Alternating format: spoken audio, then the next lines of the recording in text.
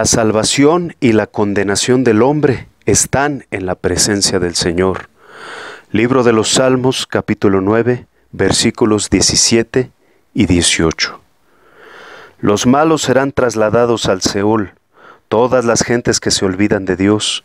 porque no para siempre será olvidado el menesteroso, ni la esperanza de los pobres perecerá perpetuamente. Parece ser interesante que desde los tiempos en que este salmo se compuso a cargo del rey David, ya se hiciera mención de la condenación eterna para aquellos que sean hallados en calidad de malos delante de Dios al final de los tiempos. Sin embargo, aunque este tema no parezca ser muy redundante en los tiempos vividos antes de la primera venida de nuestro Señor Jesucristo, no obstante, y como seres nacidos de nuevo, no debemos de ninguna manera descartar que Dios, en su sola soberanía, además de ser y seguir siendo el mismo ayer y hoy y por los siglos, habrá de dar a conocer sus planes de redención y de juicio a la humanidad, de tal forma que su conocimiento de Él y la oportunidad de conocerle o de ignorarlo sea hecho por igual a todas las generaciones pasadas, presentes y futuras. Por otra parte, no olvidemos que ninguna profecía de la Escritura es de interpretación privada, porque ninguna profecía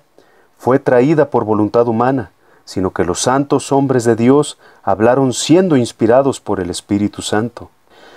Esto con el fin de derribar todo falso argumento que a lo largo del tiempo ha manejado la tesis de que la existencia del infierno fue infundamentadamente adquirida en el pensamiento humano por las religiones y autoridades eclesiásticas representativas de tiempos pasados y presentes, como medio de constreñimiento para apoderarse de la voluntad humana, para fines de introducción encubierta de herejías destructoras que nieguen al Señor, y para fines de hacer todo tipo de mercadería y de lograr toda clase aberrante de abuso sobre todo individuo que manifieste su necesidad de remediar la condición inevitablemente caótica espiritual en la que se encuentra delante de Dios. Para estos causantes de males, la advertencia de la palabra de Dios es seria, al afirmar que estos atraen sobre sí mismos destrucción repentina, por ser los principales causantes de que muchos piadosos sigan sus disoluciones y el camino de la verdad de nuestro Señor Jesucristo sea blasfemado. Asimismo son y se hacen responsables de despojar a todo creyente del derecho al libre albedrío con el cual todo individuo ha nacido para decidir por consentimiento propio el destino temporal y eterno de su existencia, invalidando de esta manera la voluntad divina de que sea el mismo ser humano quien de manera individual decida por propia postura en torno a lo establecido desde el principio de los tiempos por el Creador del universo en lo siguiente: He aquí, dice el Señor, yo pongo hoy delante de vosotros la bendición y la maldición. La bendición si oyereis los mandamientos de Jehová vuestro Dios, que yo os prescribo hoy, y la maldición si no oyereis los mandamientos de Jehová vuestro Dios, y os apartareis del camino que yo os ordeno hoy para ir en pos de dioses ajenos que no habéis conocido. Es así pues que aún desde los tiempos del salmista David, nuestro Señor nos da a conocer que el destino de los malos es la de ser trasladados al infierno. ¿Pero qué clase de personas son aquellas que son catalogadas como malas?, te preguntarás. De acuerdo a la aseveración de este versículo, los malos delante del Señor son aquellos que textual y deliberadamente se olvidan de Él, aquellos que de acuerdo con la revelación adquirida del Evangelio promulgado en la primera visitación de nuestro Señor, pudiendo acudir a la luz verdadera que vino al mundo, pero prefirieron más amar las tinieblas a fin de perseverar en sus malas obras, porque, dice la Escritura, todo aquel que hace lo malo aborrece la luz y no viene a la luz, para que sus obras no sean reprendidas, es decir,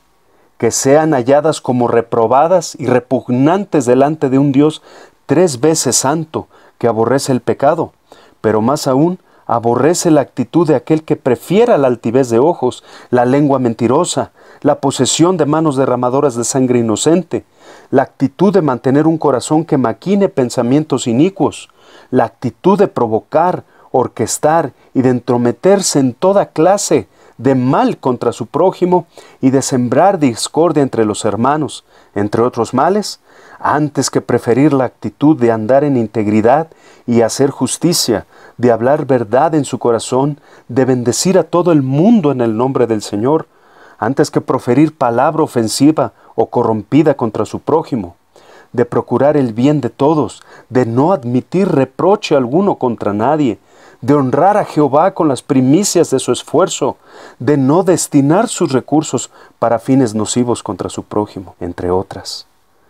Dicho de otra manera, Dios, pues, ha dado a conocer el destino final de aquellos que prefieran una vida de total anarquía contra lo estipulado por Él desde tiempos antiguos. Haríamos bien en atender prontamente el llamado al arrepentimiento y hacer nuestra la práctica diaria de andar en integridad delante de Dios conforme a su palabra. El tema del infierno no se habría de hacer más redundante sino hasta la intervención del siervo de Dios, Juan el Bautista, quien habría de preparar anticipadamente el corazón de todos aquellos que esperaban la aparición del Hijo de Dios,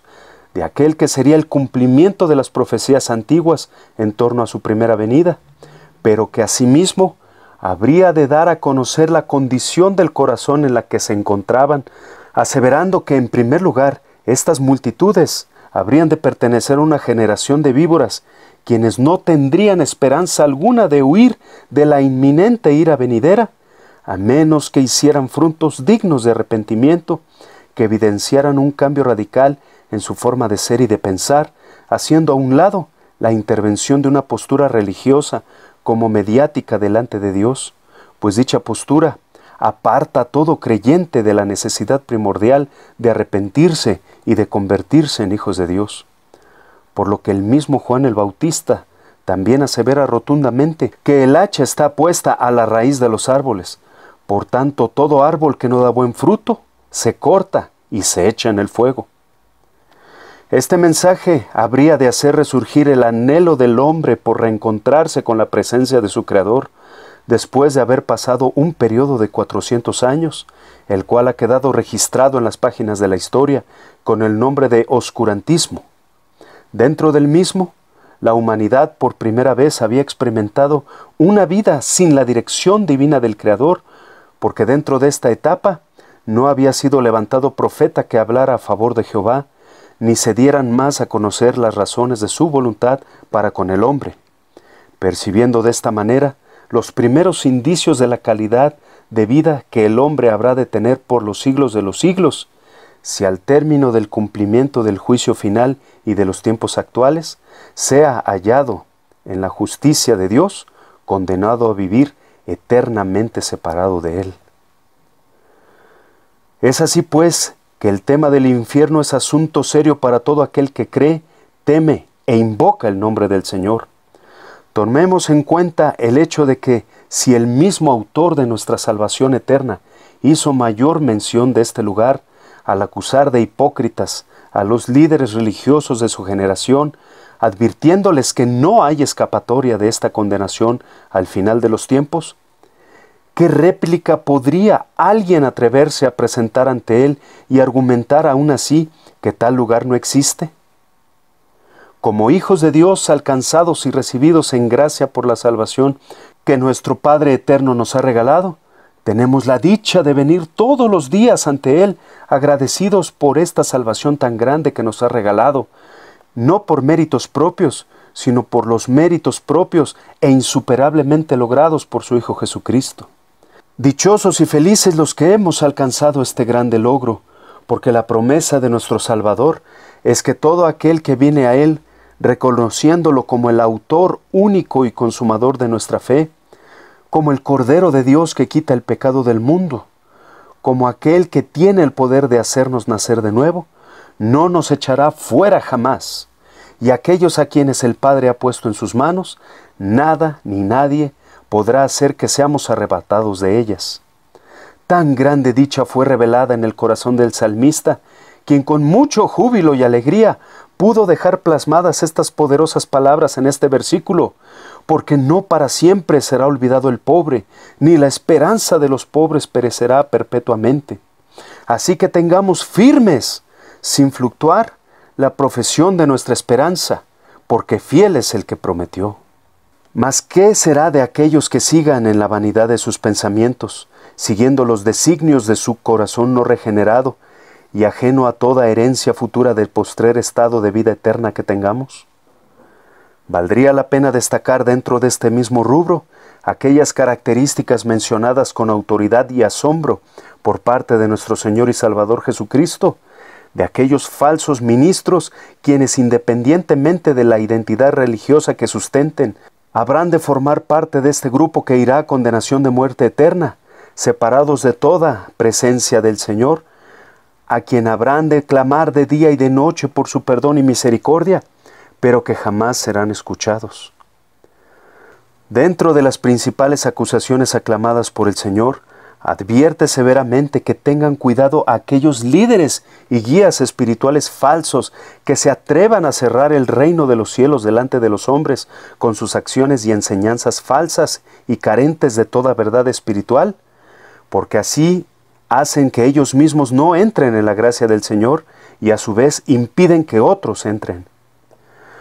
Mucho cuidado, advierte el Señor, de andar abusando de la necesidad espiritual de aquellas personas desamparadas, huérfanos o viudas, para apoderarse de su dignidad y posesiones personales, poniendo por pretexto que lo hacen en el nombre del Señor. Tengan mucho cuidado de proferir falsas enseñanzas, obstaculizando con ello la verdad del Evangelio de salvación, añadiéndole o quitándole al contenido auténtico de las Sagradas Escrituras. Mucho cuidado con codiciar y despojar de sus pertenencias a tu prójimo, poniendo por delante el santo nombre del Señor, pues Jehová no dará por inocente al que tome su nombre en vano. Ten cuidado de descuidar la senda de la ley sagrada de la justicia, la misericordia y la fe en el Señor, a cambio de cosas materiales, efímeras y terrenales.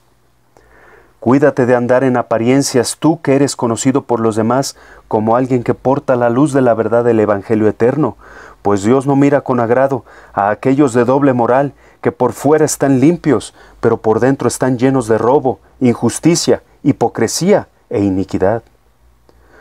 Tú que escuchas con atención estas advertencias, sé pues celoso y arrepiéntete, vuelve a hacer las primeras cosas que hiciste cuando te convertiste. Apártate de la idea de decir, yo soy rico y me he enriquecido y de ninguna cosa tengo necesidad, pues no sabes si delante de Dios estás tú como desventurado, miserable, pobre, ciego y desnudo. Despiértate tú que duermes y levántate de los muertos y te alumbrará Cristo. Seamos pues diligentes en nuestra forma de vivir, andando no como necios, sino como sabios, aprovechando bien el tiempo, porque los días son malos. Seamos pues entendidos de cuál sea la voluntad del Señor para nuestras vidas y no insensatos. Andemos como hijos de luz, haciendo morir las obras de la carne que prevalecen en nuestras vidas y anhelemos ser llenos del Espíritu, hablando entre vosotros con salmos, con himnos y cánticos espirituales, cantando y alabando al Señor en vuestros corazones, dando siempre gracias por todo al Dios y Padre, en el nombre de nuestro Señor Jesucristo. Amén.